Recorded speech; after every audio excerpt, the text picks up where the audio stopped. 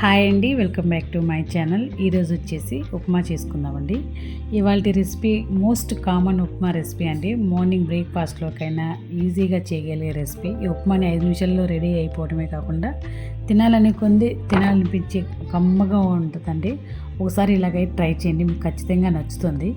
So ఇప్పుడు ఏమేం కావాలో చూపిస్తానండి. ఆనియన్, పచ్చిమిర్చి, క్యారెట్, పల్లీలు, జీడిపప్పులు అన్నీ అయితే కట్ చేసి పెట్టుకున్నాను అండి, వీడియోలో చూపించిన విధంగా.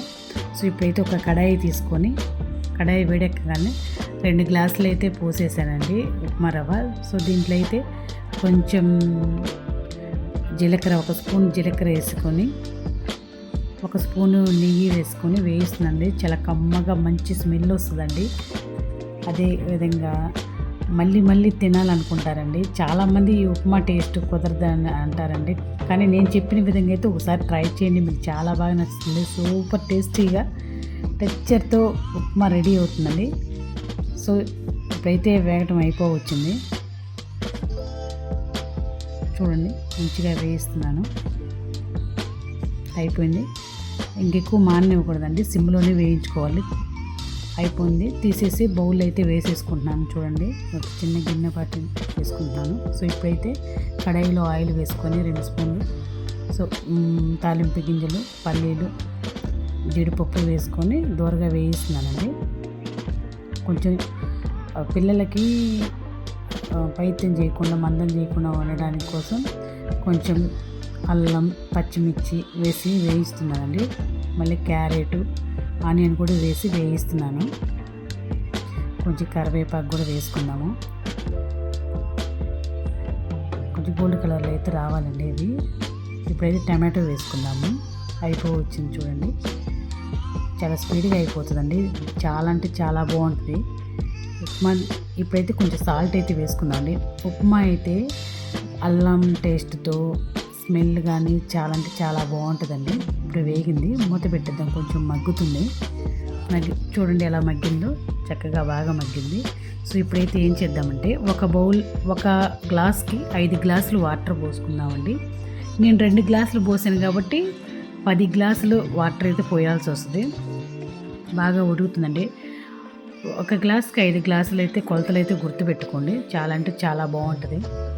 ఒక 5 నిమిషాలు అయితే ఎసరు అయితే కాగనిద్దాం. కొంచెం అయితే దీంట్లో కొత్తిమీర అయితే వేసేద్దాం.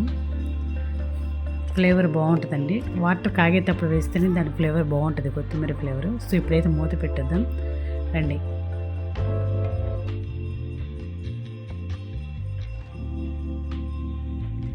ఎసరు కాగినట్టునే ఇప్పుడు వేసేద్దాం రండి. ఉప్మా రవ్వ వేసేద్దాం. ఉప్మా రవ్వ అయితే వేసేసాను. గడ్డలు కట్టకుండా కలుపుతూనే ఉండాలండి, లేదంటే గడ్డలు కట్టిందంటే బాగోదు ఉప్మా. చూడండి, ఆయిల్ అయితే పైకి వచ్చేసింది. ఇప్పుడు కలుపుతూ ఉందాము. ఎసరులో ఉడుకుతుందండి ఉప్మా. చిటుకులన్నీ పైన పడుతుంటాయండి. చాలా జాగ్రత్తగా సిమ్లో పెట్టుకొని అయితే వండాల్సి వస్తుంది ఉప్మా. చూడండి, ఆ విధంగా అయితే కలిపెట్టుకుంటూ ఉండాలి.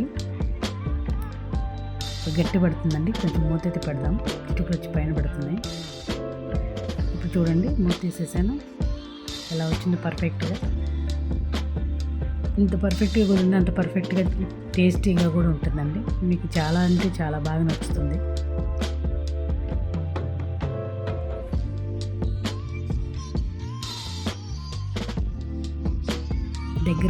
దగ్గర పడిందండి, బాగా దగ్గరకు వచ్చేసింది. చూడండి, ఉప్మా అంతా వాటర్ పోయాయి, బాగా ఉడికింది.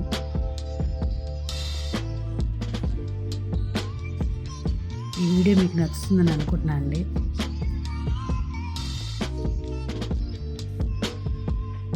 పర్ఫెక్ట్గా బాగా వచ్చింది.